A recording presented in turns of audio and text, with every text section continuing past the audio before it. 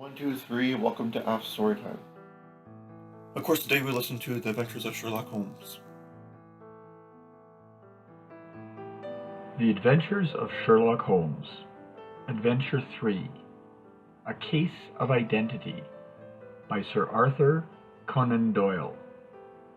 "My dear fellow," said Sherlock Holmes, as we sat on either side of the fire in his lodgings at Baker Street, "life is infinitely stranger than anything which the mind of man could invent.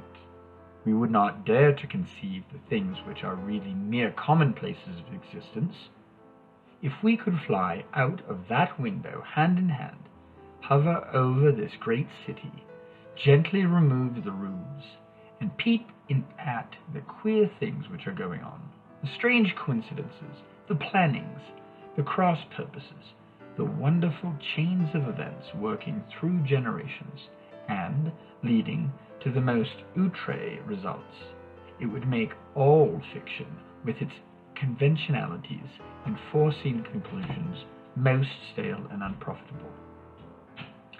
"And yet I am not convinced of it," I answered. "The cases which come to light in the papers are, as a rule, bald enough and vulgar enough. We have in our police reports realism pushed to its extreme limits, and yet the result is, it must be confessed, neither fascinating nor artistic." "A certain selection and discretion must be used in producing a realistic effect," remarked Holmes. "This is wanting in the police report, where more stress is laid, perhaps, upon the platitudes of the magistrate than upon the details, which, to an observer, contain the vital essence of the whole matter. Depending upon it, there is nothing so unnatural as the commonplace." I smiled and shook my head. "I can quite understand your thinking so," I said. "Of course, in your position of unofficial advisor and helper to everybody who is absolutely puzzled throughout 3 continents, you are brought in contact with all that is strange and bizarre. But here," I picked up the morning paper from the ground, "let us put to a practical test. Here is the first heading upon which I come: A husband's cruelty to his wife. There is half a column of print, but I know without reading it that it is all perfectly familiar to me. There is, of course, the other woman, the drink, the push, the blow, the bruise, the sympathetic sister or landlady. The crudest of writers could invent nothing more crude." "Indeed, your example is an unfortunate one for your argument," said Holmes, taking the paper and glancing his eye down it. "This is the Dundas separation case, and, as it happens, I was engaged in clearing up some small points in connection with it. The husband was a teetotaler. There was no other woman, and the conduct complained of was that he had drifted into the habit of winding up every meal by taking out his false teeth and hurling them at his wife, which, you will allow, is not an action likely to occur to the imagination of the average storyteller. Take a pinch of snuff, doctor, and acknowledge that I have scored over you in your example." He held out his snuff-box of old gold, with a great amethyst in the center of the lid. Its splendor was in such contrast to his homely ways and simple life that I could not help commenting upon it. "Ah," he said, "I forgot that I had not seen you for some weeks. It is a little souvenir from the King of Bohemia, in return for my assistance in the case of the Irene Adler papers." "And the ring?" I asked, glancing at a remarkable brilliant which sparkled upon his finger. "It was from the reigning family of Holland, though the matter in which I serve them was of such delicacy that I cannot confide it even to you, who have been good enough to chronicle 1 or 2 of my little problems." "And have you any on hand just now?" I asked in interest. "Some 10 or 12, but none which present any feature of interest. They are important, you understand, without being interesting. Indeed, I have found that it is usually an unimportant matters that there is a field for the observation, and for the quick analysis of cause and effects, which gives the charm to an investigation. The larger crimes are apt to be simpler, for the bigger the crime, the more obvious, as a rule, is the motive. In these cases, save for one rather intricate matter, which has been referred to me from Marseille, there is nothing which presents any features of interest. It is possible, however, that I may have something better before very many minutes are over. For this is one of my clients, for which, or I am much mistaken. He had risen from his chair, and was standing between the parted blinds, gazing down into the dull, neutral-tinted London street. Looking over his shoulder, I saw that on the pavement opposite there stood a large woman with a heavy fur boa around her neck, and a large, curling red feather in a broad-brimmed hat, which was tilted in a coquettish Duchess of Devonshire fashion over her ear. From under this great panoply, she peeped up in a nervous, hesitating fashion at our windows, while her body oscillated backward and forward, and her fingers fidgeted with her glove buttons. Suddenly, with a plunge, as of the swimmer who leaves the bank, she hurried across the road, and we heard the sharp clang of the bell.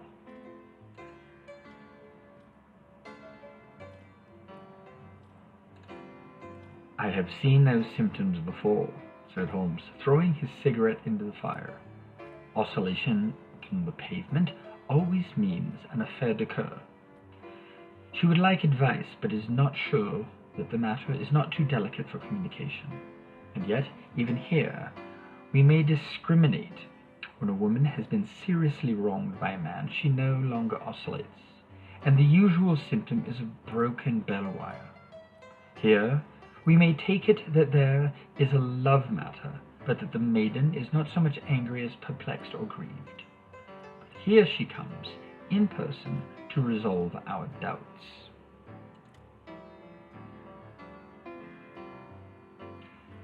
As he spoke, there was a tap at the door, and the boy in buttons entered to announce Miss Mary Sutherland, while the lady herself loomed behind his small black finger like a full-sailed merchantman behind a tiny pilot boat.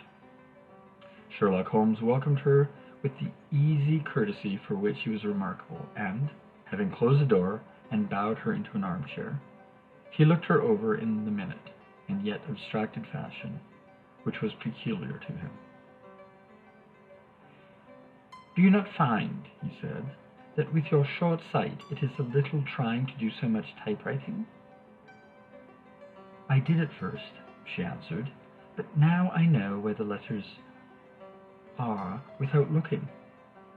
Then, suddenly realizing the full purport of his words, she gave a violent start and looked up with fear and astonishment upon her broad, good-humored face. "You've heard about me, Mr. Holmes," she cried. "Else how could you know that?" "Never mind," said Holmes, laughing. "It is my business to know things. Perhaps I have trained myself to see what others overlook. If not, why should you come to consult me?" "I came to you, sir, because I heard of you from Mrs. Etheridge, whose husband you found so easy when the police and everyone had given up him for dead. Oh, Mr. Holmes, I wish you would do as much for me. I'm not rich, but I still have 100 a year in my own right, besides the little that I make by the machine, and I would give it all to know what has become of Mr. Hosmer Angel." "Why did you come away to consult me in such a hurry?" asked Sherlock Holmes, with his fingertips together and his eyes to the ceiling. Again a startled look came over the somewhat vacuous face of Miss Mary Sutherland. "Yes, I did bang out of the house," she said, "for it made me angry to see the easy way in which Mr. Windibank, that is my father, took it all. He would not go to the police, and he would not go to you.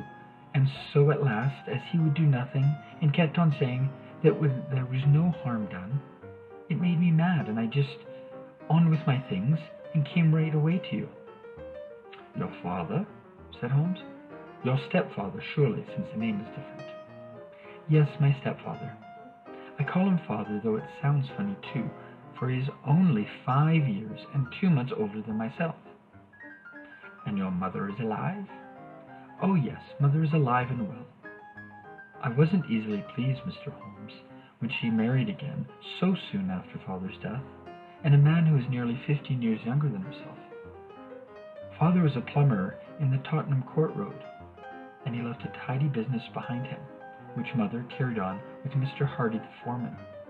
But when Mr. Windibank came, he made her sell the business, for he was very superior, being a traveller in wines. They got £4,700 for the goodwill and interest, which wasn't near as much as father could have got had he been alive. I had expected to see Sherlock Holmes impatient under this rambling and inconsequential narrative, but on the contrary, he had listened with the greatest concentration of attention. "Your own little income?" he asked. "Does it come out of the business?" "Oh no, sir. It is quite separate, and was left me by my Uncle Ned in Auckland. It is in New Zealand stock, paying 4.5%. £2,500 was the amount, but I can only touch the interest." "You interest me extremely," said Holmes, "and since you draw so large a sum as 100 a year, with what you earn into the bargain, you no doubt travel a little and indulge yourself in every way. I believe that a single lady can get on very nicely upon an income of about £60. "I could do with much less than that, Mr. Holmes, but you understand that as long as I live at home, I don't wish to be a burden to them, so they have the use of the money just while I am staying with them. Of course, that is only for the first time. Mr. Windibank draws my interest every quarter and pays it over to mother, and I find that I can do pretty well with what I earn at the typewriting. It brings me 2d a week, and I can often do from 15 to 20 sheets in a day." "You have made your position very clear to me," said Holmes. "This is my friend, Dr. Watson, before whom you can speak as freely as before myself. Kindly tell us now all about your connection with Mr. Hosmer Angel." A flush stole over Miss Sutherland's face, and she picked her nervously at the fringe of her jacket. "I met him first at the gasfitters' ball. They used to sell father's tickets when he was alive, and then afterwards they remembered us and sent them to mother. Mr. Windibank did not wish us to go. He never did wish us to go anywhere. He would quite get mad if I wanted to so much as to join a Sunday school retreat. But this time I was set on going, and I would go. For what right had he to prevent? He said the folk were not fit for us to know, when all father's friends were to be there. And he said that I had nothing fit to wear, when I had my purple plush, which I had never so much as taken out of the drawer. At last, when nothing else would do, he went off to France upon the business of the firm, but we went, mother and I, with Mr. Hardy, who used to be our foreman, and it was there I met Mr. Hosmer Angel." "I suppose," said Holmes, "that when Mr. Windibank came back from France, he was very annoyed at your having gone to the ball." "Oh, well, he was very good about it. He laughed, I remember, and shrugged his shoulders and said there was no use denying anything to a woman, for she would have her way." "I see. Then at the gasfitters' ball you met, as I understand, a gentleman called Mr. Hosmer Angel." "Yes, sir. I met him that night, and he called next day to ask if we had got home all safe. And after that we met him. That is to say, Mr. Holmes, I met him twice for walks. But after that father came back again, and Mr. Hosmer Angel could not come to the house any more." "No?" "Well, you know, father didn't like anything of the sort. He wouldn't have any visitors if he could help it, and he used to say that a woman should be happy in her own family circle. But then, as I used to say to Mother, a woman wants her own circle to begin with, and I had not got mine yet. But how about Mr. Hosmer Angel? Did he make no attempt to see you? Well, Father was going off to France again in a week, and Hosmer wrote and said that it would be better and safer not to see each other until he had gone. We could write in the meantime, and he used to write every day. I took the letters in the morning, so there was no need for Father to know. Were you engaged to the gentleman at this time? Oh yes, Mr. Holmes. We were engaged after the first walk that we took. Hosmer, Mr. Angel, was a cashier in an office in Leadenhall Street, and what office? That's the worst of it, Mr. Holmes. I don't know. Where did he live then? He slept on the premises. And you don't know his address? No, except that it was Leadenhall Street. Where did you address your letters then? To the Leadenhall Street post office, to be left till called for. He said that if they were sent to the office, he would be chaffed by the other clerks about having letters from a lady. So I offered to typewrite them, like he did his. But he wouldn't have that, for he said that when I wrote them, they seemed to come from me.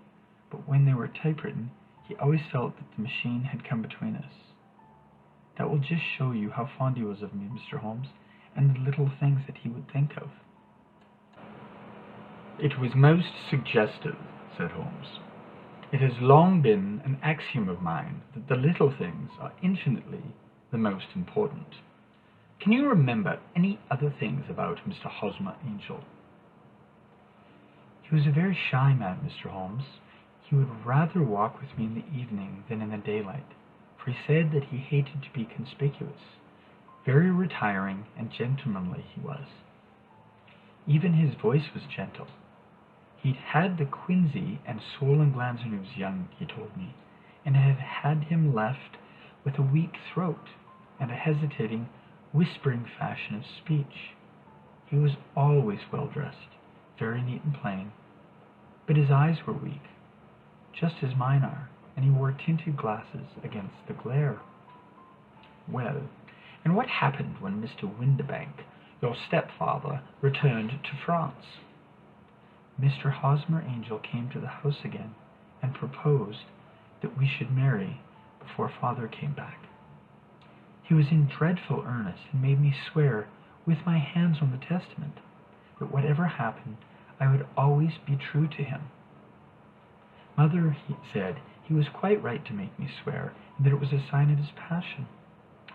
Mother was all in his favor from the first, and was even fonder of him than I was.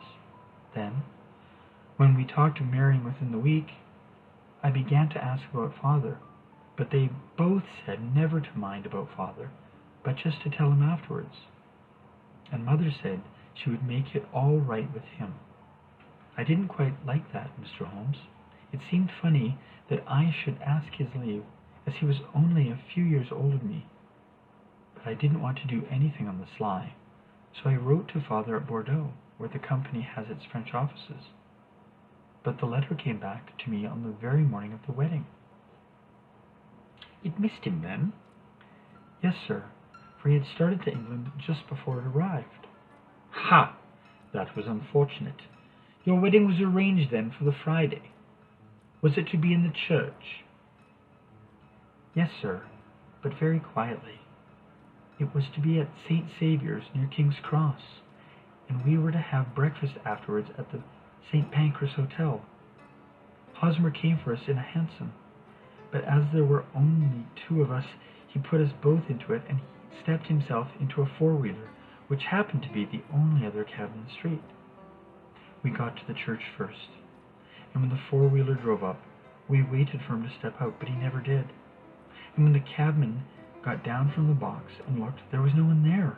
The cabman said he could not imagine what had become of him, for he'd seen him get in with his own eyes. That was for last Friday, Mr. Holmes, and I have never seen or heard anything since then to throw any light upon what became of him. It seems to me that you have been very shamefully treated, said Holmes. Oh, no, sir. He was too good and kind to leave me so. Why, all the morning he was saying to me that whatever occurred, I was to be true, and even if something quite unforeseen occurred to separate us, I was always to remember that I was pledged to him, and he would claim his pledge sooner or later. It seems strange talk for a wedding morning, but what has happened since gives a meaning to it. Most certainly it does. Your own opinion is, then, that some unforeseen catastrophe has occurred to him? Yes, sir.